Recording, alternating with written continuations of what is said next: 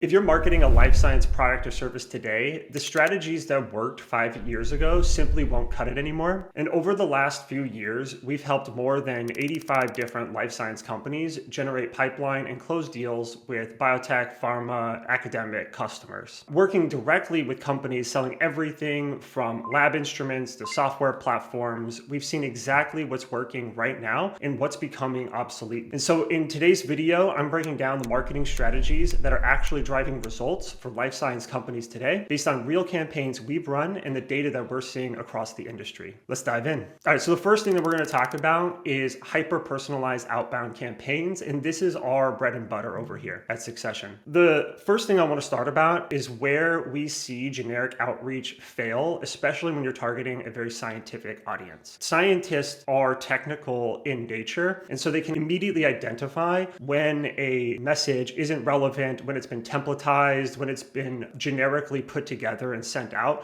one-to-many. And so in many of the campaigns that we run, we achieve sometimes over a 10% reply rate simply by using highly specific, scientifically accurate messaging, especially when we're targeting a highly specific targeted group. And so if you compare that to the industry average of your typical cold email rates, those typical reply rates are under 1%. And so if you're getting under a 1% reply rate, you know at least a number of those people who reply aren't going to be interested, which means that you have to drastically increase the size of your target addressable market in order to simply get positive responses for people wanting to meet with you. And so the main difference that you have to focus on is how can you write personalized messaging at scale to ensure that your message is resonating very specifically with that recipient. And that could be from pulling in different signals around their research area, what their company's focused on, the different technologies that they use, their focus area within their company, their job description, company announcements, events that they're attending. There's all of this data that exists out there. Typically what people will do is they'll still take the same template and send that same template to a list, not even thinking about the level of personalization and relevance that they would need in order to actually generate positive responses. I want to kind of outline a couple of different ways that you can personalize that specific outreach. There's sort of level one personalization, which is information about their job, about the company, maybe they're hiring for specific roles, whatever it is sort of like this surface level personalization that anybody can just go and search and find about them. But then if you want to take it into level two is how can you tie that messaging specifically to the science that they're doing, right? The research area, the therapeutic area that they're focused on, the modality, the stage of their pipeline that they're at. And that's where it's really important to then pull that information into your personalization. And when I say personalization, I don't mean I saw that you walk your dog, Thursday afternoon in the park, or I see that you brush your teeth too, right? We're talking about relevant personalization. So something that's relevant to the recipient for why you're actually reaching out to them. And then there's level three, which is going to be insight-based personalization. And so this is how you can actually connect what it is that you do to a potential problem that they solve. So instead of saying something like, hey, I see you work in drug discovery, you might actually want to flip that and say something like, hey, I noticed your team published on KRAS inhibitors earlier in January, and many groups that we're working with are struggling with X, Y, and Z. And so that way you're making it very specific to something that you saw about them, that's hyper relevant to them, tying it back to a problem that you can uniquely solve. And the good news is as sales reps or as marketing teams, we're in conversations with lots of these different prospects and people on a regular basis. So we should be leveraging those insights from conversation and turning it back into how we can leverage that in our messaging to make that messaging more potent and effective. And so some of the places that you can go to get this data, there's all sorts of different tools out there that you can use like SciLeads, Global Data, Biopharm IQ, Gossip, Crunchbase, LinkedIn Sales Navigator, PitchBook, you name it, right? There's all the sorts of different tools and data sources out there that you can leverage. And then there's other tools that will actually help you monitor, say, like news and funding announcements. So you could set up, say, like RSS feeds, monitoring some of your top publications where people publish news, where people announce things, like Endpoints, Genetic Engineering News, etc. You can also monitor things like job changes, promotions, team expansions. Are they hiring for a very specific role that your company can help solve for? Or even like going to a company website as an example, looking for specific press releases that they might put out, looking for areas of the pipeline, different applications, modalities. These are all data points that live on most company websites. What you really want to be thinking about is how can I leverage all of this data that exists in order to, one, create that hyper-targeted list of people that you want to target, but then as well make that message as specific to that list as humanly possible. And then when it comes to actual messaging, the things that we see a lot of people do is, well, one, they might open the email with, I hope this message finds you well. And the only people that say that are salespeople or marketing people. And then that little blurb of text actually takes up the preview text window when you're actually trying to view a message. And so very quickly, somebody can dismiss your email. So you want to, as quickly and as short as possible, show that you did your research, show that personalization in the actual outreach right away. So then that's going to increase your chances of actually getting that message open. The next thing we see is people will write like an entire essay of everything that they possibly do, trying to put in every single data point, sending a bunch of links, talking all about their different product or service. These are all the things that you really want to avoid. What you want to do is try and keep your message as short as possible, focusing on one specific problem per email or one specific benefit that you could provide per email. Keep those messages to probably a max of like 3 to 4 sentences and a max of about 100 to 125 words. The reason we say that is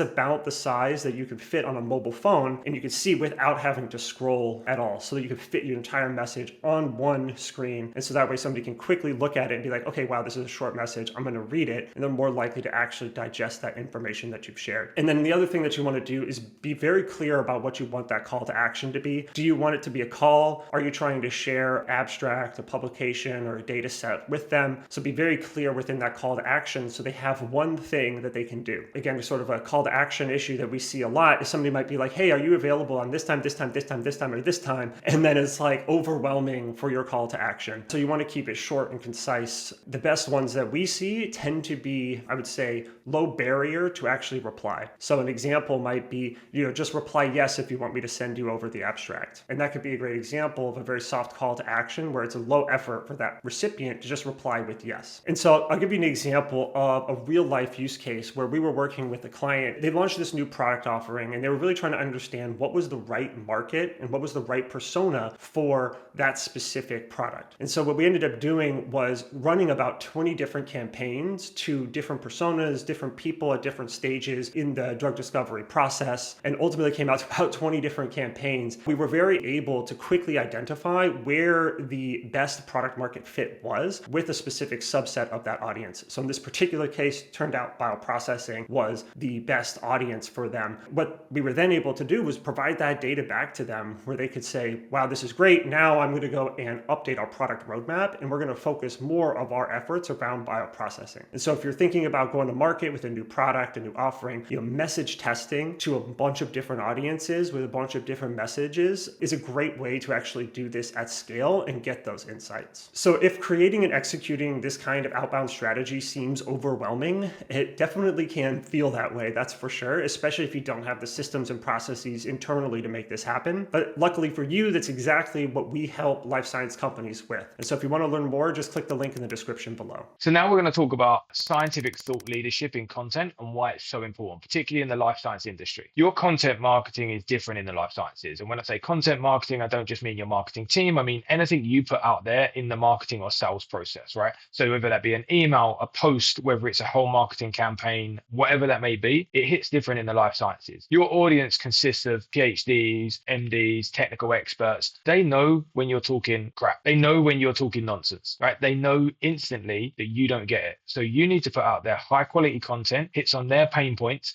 that is relevant and is adding some value, or you get ignored. They're not looking for marketing fluff. They want you to solve technical problems. They want you to give insights that they don't know. They want you to provide value where they've not noticed they need it yet. If you can do this and you can provide a piece of expertise, a piece of knowledge or content that is going to help your scientific audience, you'll instantly build trust and credibility. And you're not just another salesperson, right? You're not just a marketing person. You actually add value to their process. Content serves this dual purpose. It establishes credibility, it warms up your cold outreach, and it establishes that trust, credibility, and that personal touch with your audience. When someone receives a cold email from you later on, but they've already seen an application note, a piece of content, an email pointing out their pain points, you're a trusted resource that they're going to want to reply to. There are different types of content that actually drive engagement and pipeline. So you got application notes. These are detailed pieces of information that are going to tell you how to run a specific process, whether it's measuring neural outgrowth in a neuronal culture, or building a cell organoid or whatever it may be. These are very specific technical details that are going to be very relevant to a niche market that you can provide that to. So it's a really good way of segmenting that audience by knowing which application note to provide to them. You have deep dive case studies with technical detail once again. So the application notes telling you how to do a practical thing. The deep dive case studies may be a technical overview of how your technology has implemented or solved a particular pain. It could be just in one niche element like an application note would solve, or it could be across a whole therapeutic pipeline. Educational webinars featuring your scientists. This is great because it gets you out there, not only talking technical, but showing the technical expertise you have in your company. You get to invite people to a webinar where they can ask live questions and engage with you. And comparison content helps with decisions. So comparing your process of measuring neural outgrowth, for example, with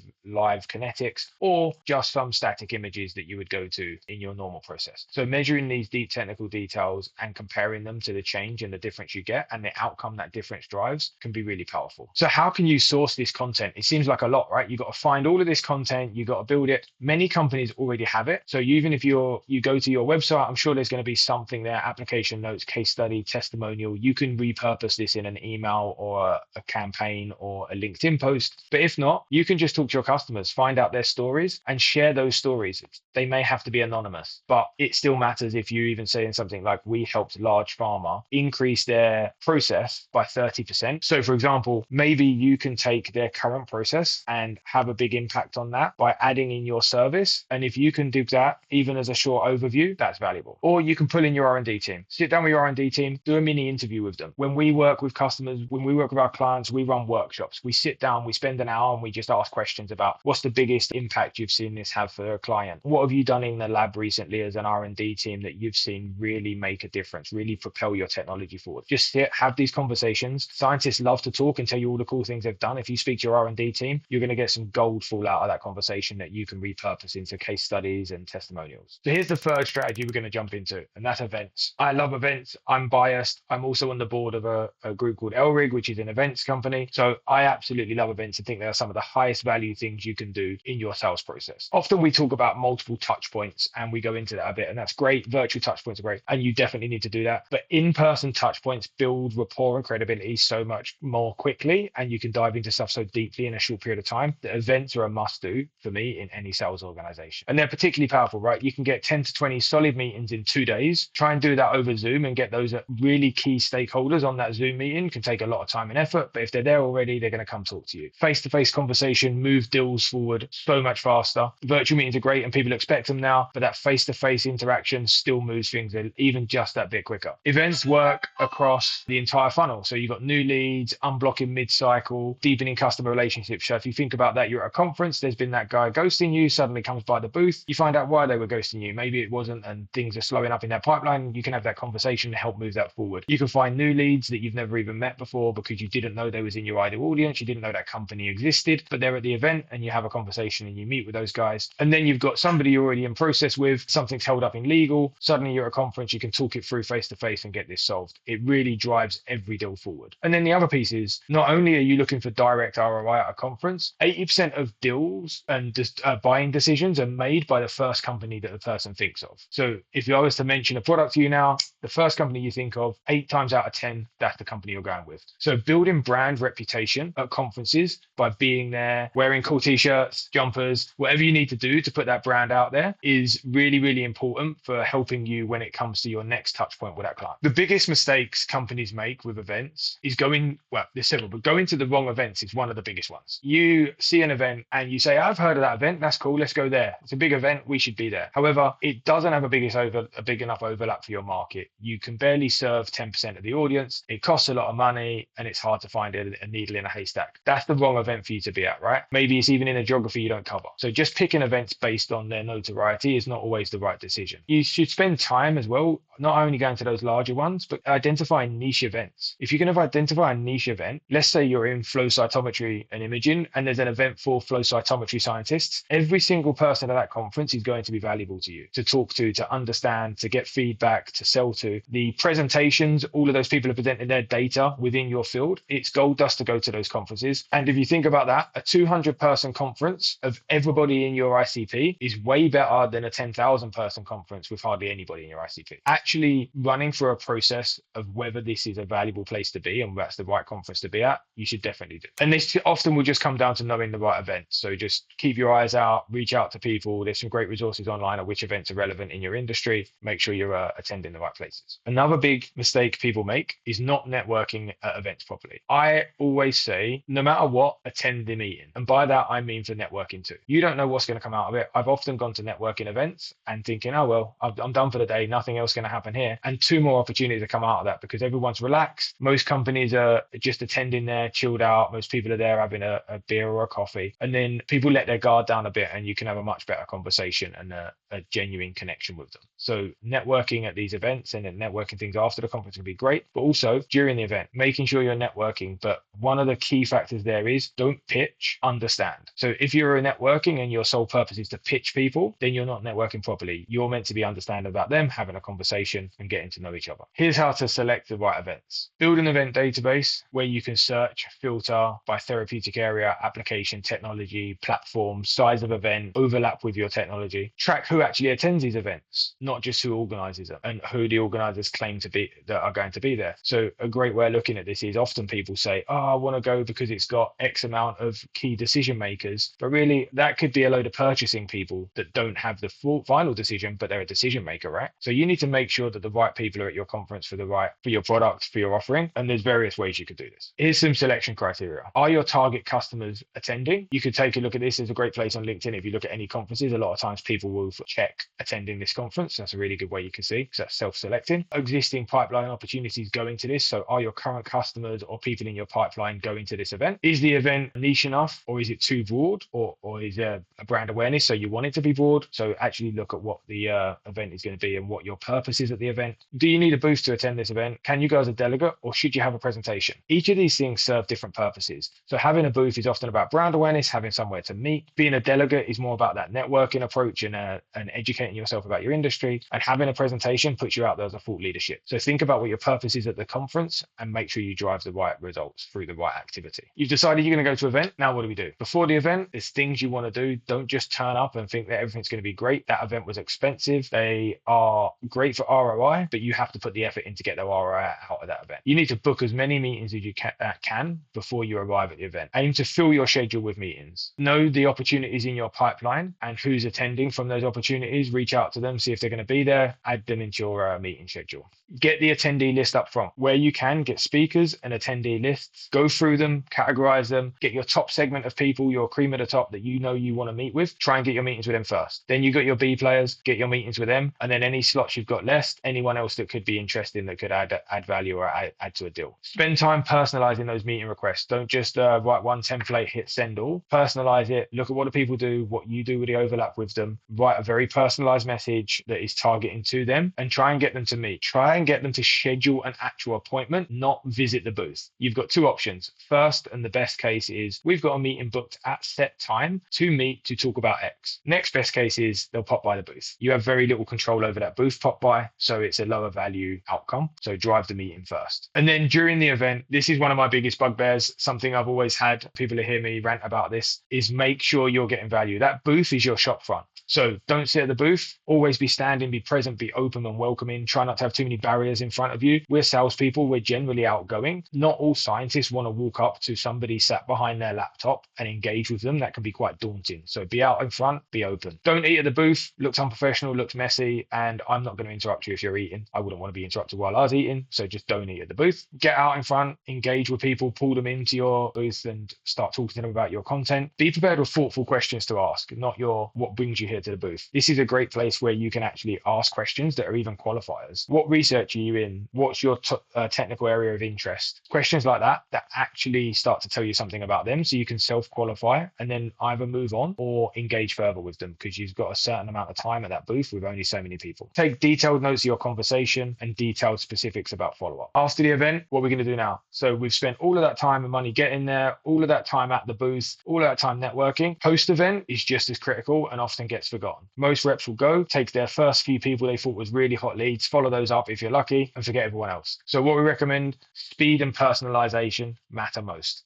Follow up the same day. Why are we waiting until after the event to follow up? You can go sit down somewhere, follow up with a few of your events at lunchtime that you met during the morning, in the afternoon, follow up at the end of the day. You will be the first person in their inbox that's following up after that conference. That avoids being captured in all of that noise because everybody else is going to wait till after. Every person at the event should not be getting the same generic follow up, but they will be from every rep. So make sure you personalize your message and follow up with those notes you made. Reference anything from personal details you discussed, the holiday they're going on, through to technical project details, just so it anchors them back to the conversation you had. And make sure every person at the event is getting a follow-up. Some will be more, you'll spend more time on some of them because they're in that A profile of person and you really want to dive deep and make sure you do the work. Everybody else, you're still going to want to personalize, still going to want to follow up quickly, but make sure you follow up with everyone and make sure you segment your follow-up. Like I said, hot lead, warm lead, cold leads, get them all out quickly, but that will depict what level of effort and time you spend on each of them. All right, the fourth strategy that we're going to talk about is targeted paid advertising. I think a lot of companies typically will avoid LinkedIn ads for some reason. So we hear constantly people are running some sort of Google ads, but they're not really running ads on LinkedIn. And if I think about the main differences between these two channels is Google ads are great if you have a product that people are actively searching for, where you can capture that search demand and then be able to convert that search demand. But if you have a product that requires, or service even that requires some form of education, I actually think LinkedIn ads are going to be a better format to actually reach those people. And one of the advantages of using LinkedIn ads is you can take that targeted list that you've already built that you're doing outbound to. You could take that same list, create a matched audience on LinkedIn and run targeted ads specifically towards that group as well. So now you're hitting them across multiple channels. And it's a great way to promote webinars, to promote that thought leadership content that we've put out there that we mentioned earlier. Imagine you put a great organic post out there and it got lots of engagement from different people. You could promote that post now to a very select set of people that care most about that piece of content. And so LinkedIn ads are going to be a great way to take your brand and actually disrupt what somebody's doing. So putting that ad in front of them. And one of the key pieces with LinkedIn ads is you want to avoid just like your generic, like here's our product, buy it now, right? Unless you have something that is super transactional that everybody knows about, your LinkedIn content should actually be more very visually appealing. So you imagine as you're scrolling through LinkedIn, there are certain things that are going to capture your attention. And so you want your ad to stand out visually from everything else in the timeline to capture somebody's attention, to get them to actually then take action on whatever it is that you want them to take action on. And so I kind of view this in a couple of different buckets for how you would set up your ad funnel. Is you sort of have this top level funnel, which is call it your cold audience or sort of this awareness set of ads. So these are people who don't really know who you are. They haven't come to your website. And so you want to basically put ads in front of them for your target audience to try and get them to click or convert on your website. And so this sets of ads are typically going to be brand awareness, problem focused, solution oriented, so trying to educate and get them to draw them in. And then those people are going to ultimately land on your site. And if you have the LinkedIn tracking pixel set up, you'll then be able to retarget those people again on LinkedIn or other channels. And so you'll be able to start to capture all of this website traffic to then where you can retarget those people back on LinkedIn. And that sort of creates this other bucket of ads that you would want to target, which are around like retargeting. And there you want to actually focus your ads to be different. You want to have more trust building type of content like case studies, application notes, customer interviews, things that are taking somebody further down that problem and awareness funnel to where now they say, cool, I trust this company more and more. I'm going to then click on one of these ads and then I'm more likely to actually then convert on the website. The other thing that you can do along the way here is you can actually capture a subset of the people that come to visit your site. So this is separate from retargeting where you can then retarget them on LinkedIn. You can actually figure out to some degree who are the individual people tied to their LinkedIn profile that are actually coming to your website. And then what you could do is you could funnel those people into, say, a tool like Clay, enrich their profile information, filter out to make sure they're an ICP fit, and then actually draft a direct message to reach out to those people. You probably don't want to say, hey, saw you were on our website, but you can imagine how the timing might be super relevant if somebody clicked on one of your ads, came to your website, and then the next day they get a highly targeted and relevant prospecting message directly to you. You can imagine the level of conversion that you're going to increase along the way is going to be drastically higher. And so by combining the sort of like awareness funnel to this cold audience, retargeting layer, and direct outreach together, you're creating this sort of ecosystem where you can put as many messages as you can in front of people as possible so that they are aware of who you are, they know what you do, they know the problems that you solve, they know the value that you can drive for them. And so when that problem comes up, they're more likely to choose you as that vendor. As Nick mentioned, I think 80% of people choose that first vendor that they think of. And so we want you to be that first vendor that they think of. One quick question to talk through before I take it. What would you say is the best use and worst use for an ABM? I know what's in my head. I just want your opinion before I start. Like ABM is probably not relevant for every product or service. Like you probably want a certain contract value that's worthwhile, or some sort of like larger purchase where there's multiple stakeholders that have to be involved. But then also, like not every account is going to get this, right? So this comes down to like account prioritization. How do you prioritize your accounts to make sure you're actually like, if you're going to spend these efforts on them, that you spend them on the right type of accounts. And just because you say you want to work more with pharma doesn't mean like pharma should be, doesn't mean you have to take an ABM approach for pharma. So strategy 5, account-based marketing, ABM. There was at one point a little while ago that everybody thought you had to do this. I'm not sure it's right for everyone, but it's definitely right for some. And we're going to go through some of the reasons you shouldn't use it, when to use it, why to use it, all of that, all of the good stuff. So first of all, what is ABM and what does it mean in the life sciences? It's basically a targeting marketing approach, but rather than thinking about your marketing in a geographical audience or a therapeutic segmentation, what you're going to do is you're going to take an account and treat it as its own market. So this is a lot of work and it's really powerful if done correctly in the right market. Just because a large pharma, for example, is one of your key accounts doesn't mean it has to be an ABM account. And I'll go into that. ABM is generally, you've got an account that has, I'd say, at least 50 potential target people within it, and you're going to go out after them and really try and get all of them engaged in your company, for example. You don't want to be targeting a company total of 50 people and thinking that's ABM, because it's probably not big enough for you to go out after. So what makes sense, what doesn't? I've started to touch on this. You want the company needs to be large enough, and it has to have a large enough ICP within that company. So you could take, for example, a large pharma, but you can only serve their oncology team, and their oncology team is 30 people max. They're probably not an ABM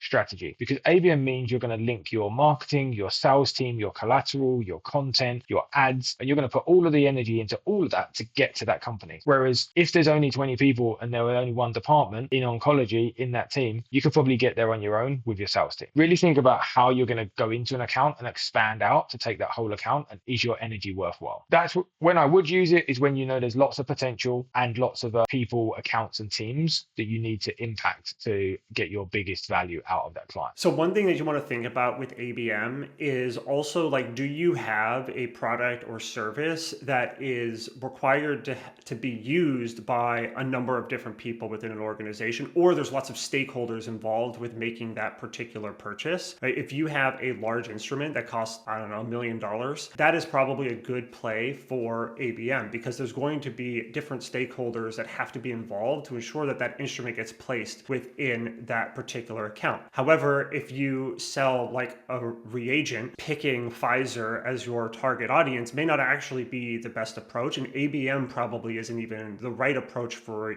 you to take. Right there, you're really thinking about how can I target the right people no matter where they work. When you think about ABM and where it actually fits, it's not just like, cool, we're going to target these specific accounts. It's, I actually have something of high value that can be leveraged broadly within an account, where it takes a concerted effort to get in front of all of the different stakeholders involved in order to make that purchase. This could be things like large software deployments, large instruments, maybe clinical services, large scale service organizations, maybe where you're doing like drug testing, things of that nature. Whatever it is, it's got to be something that's high value, where you know that it's going to be a good fit for that specific organization, and not something where you can sort of sell to the long tail, which is more of just like an individual end user type of sale. How do you identify, prioritize your target accounts? And how do you break them down and start to target the people within those accounts? So you've got your ABM accounts and you're now going to go after them. You need to define your ideal customer profile, your ICP, with extreme efficiency and extreme accuracy. So often people will go after an ICP and they'll be like, oh yeah, it's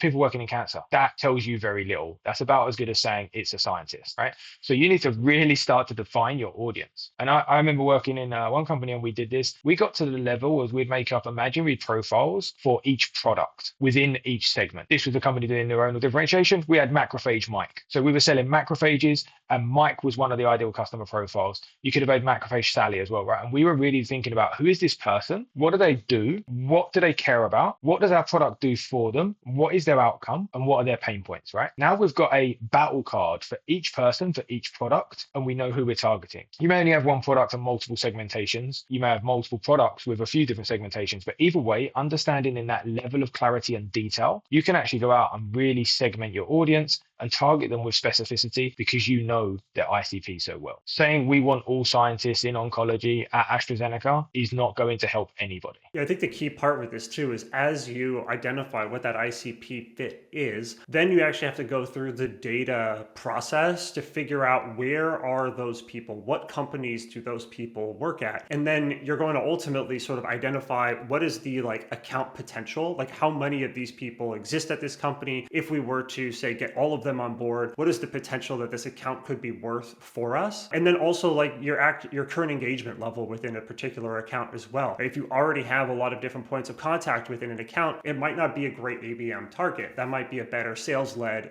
motion where your sales team goes and tries to get more referrals. You want to think about your level of engagement and the account potential. And ultimately what you're going to try and do is create a list of top accounts. So you might say your top 10 accounts that you want to start with, where you're going to run this ABM approach. That is going to be what I would recommend, is starting with a small number. Oftentimes I see teams try and do, hey, we're going to start with 50 accounts or 200 accounts. And that's a lot of work to do, to put in the effort to create ads, content, messaging, pulling the lead list, everything that's going to matter in order to make ABM successful. And so what you want to do is, if you're just starting ABM or just thinking about doing it, pick your top 10 accounts where you think, if I get in the door to these accounts, if we break in, where we think we have the best ideal customer profile fit based on all of the different parameters that we've kind of talked through, start there and then track success of ABM, not at how many people you reach out to, not at tracking reply rates, but are you actually booking meetings in those key accounts? So if you have 10 accounts, start to measure how many meetings are we booking within these accounts on a regular basis. And that's what you want to start to look at from your success metrics. That's going to give you that positive indication that ABM is starting to work. And then obviously you'll be tracking those things through to close eventually, but start with 10. And then as you start seeing success, expand further beyond those. And so there's lots of different tools and things that you can use to help make this happen. So all of the different data tools that you're going to need to build the company list, to find the right people, the tools that you're going to use to distribute this messaging, whether it be through email, LinkedIn, Google Ads, LinkedIn ads, running webinars, whatever it might be, right? There's all sorts of different tools that have to come together, and it takes an orchestrated effort across marketing and sales. This isn't it's account-based marketing, but it's not just marketing, right? It's also sales involvement when reaching out to and making ABM successful. One mistake most people make is you sit down and go, who are our ABM accounts? Who are we going to target? Great. Give me a list of the top 10 pharma. As Harrison said, the potential is the important piece there. If your growth in that company is only, say, a couple of 100,000, yet there's a much smaller company that you could target and do an ABM account strategy across, and you're going to get 5 million out of, it doesn't matter whether it's in the top 10 pharma or not. That's your ABM account. So looking for that potential, that difference between baseline of what you've got and what you could potentially have. The sixth and final strategy that we're going to talk about today is the multi-channel integration, or the multi-channel orchestration, which is how can you be everywhere all at once for all of your prospects that you're trying to get in front of. If you sit around and wait for marketing leads to come inbound to you, if you're only using cold email as a channel and you're not using LinkedIn, if you're not using ads, you're missing out on a lot of the different channels at which that you can engage with potential buyers. And different people react to and respond to messaging in different channels. For example, if you wanted to get a hold of Nick, probably shouldn't email him, right? You might want to send him a WhatsApp, you might want to give him a call, you might want to message on LinkedIn, right? There are different channels that people tend to respond to messaging. There are people who won't click on ads. There are people who won't pick up the phone. However, on the flip side, there are people that do click on ads, and there are people who do pick up the phone. Trying to figure out how you can be in all of these different channels all at once is really what's going to make you successful nowadays. There is so much noise out there in the industry with content, with ads, ads, with messaging, everybody's inbox is flooded. And so you really want to try and figure out how can I be as many places as I possibly can and then get that message across to your ideal customers. So that way, when they have the problem that you solve, they come specifically to you. So when we think about like how you might actually integrate all of these things together, there's a couple, I would say, like foundational layers that you want to set up. The first being you want to have some sort of organic content engine where you're creating content on a regular basis and you're putting your messaging, brand awareness, things out into the world, and it's free, essentially free to do that. So creating organic content, that thought leadership piece that we've talked about. Then I would say the second piece that's really important is that orchestrated outbound prospecting engine. So that's going to be your email outreach, your LinkedIn outreach, your phone calls, whatever the different channels are that you want to leverage. It's how can I get my message to as many people in my ideal customer profile as possible, and how do I get it to them as quickly as possible, right? There's only going to be about 3 to 5% of people that are in the buying window at any given time. Outbound is really good at capturing that 3 to 5%, but it's also really good at setting the seed for future conversations because they'll recognize your name, they'll recognize your brand, and then maybe it's the 5th email after 3 months of outreach that finally hits them at the right time. So you kind of want to have this always on engine of outbound prospecting happening. And then if you combine that with organic content, you're just much more visible to everybody at all times. And then once you kind of have these foundational layers, this is when you want to start stacking in these other channels such as paid ads. So Google, LinkedIn, kind of some of the main channels. You can do third-party advertising with other like publication type providers, but then you want to start layering in this sort of awareness layer as well. And so now they're getting hit from multiple different angles and they're going to be more likely to convert when they see your messaging. And then also layering in events with all of this is going to be key as well. As Nick mentioned, they're great for brand awareness. They're great for driving meetings and actually getting face-to-face conversations. They're great for actually progressing in progress deals. And they're great for networking, meeting new people who can give you referrals into other potential companies that you could potentially work with. And so you sort of have all of these different efforts happening simultaneously. But then the key where most people drop the ball is they don't have any sort of like nurture or follow-up process to take these people forward through the sales process. So it's like, great, we're getting all of these leads at the top of the funnel, but there's no systematic way to continue nurturing them over time. And again, great ways to do that are going to be with content, with ads, with direct email outreach, marketing automation, so sending weekly newsletters, sharing publications, sharing those application notes, whatever it may be. You again also have to nurture these people on an ongoing basis, so that way when the timing is right, they come to you. And we see a lot of people drop the ball on simple follow-up. You get a hot lead, they say follow up with me in 3 months, and that person just never gets touched ever again. So make sure while you're building this, you also have that nurture and follow-up layer in place as well. Some of the metrics, when you think about all of this orchestration across all of these different channels, some of the places where I think where people go wrong is they try and measure each and every channel in isolation, right? So you're looking at how many people opened our weekly newsletter email, how many people clicked on our ad, how many impressions did our ads get. You're looking at how many leads did we get from the booth. You're thinking about what's our reply rate to email, what's our positive response rates. And so you're looking at all of these channels in isolation, when in reality, you want to be thinking about, are all of the efforts that we're taking actually driving pipeline? Are we actually seeing an increase in pipeline over time? Are we seeing new opportunities enter? Are we seeing opportunities progress quickly through the funnel? And these are the types of things that you want to be measuring. So it's less about is one channel being the attribution measure to driving pipeline. You really want to be looking at all of these efforts and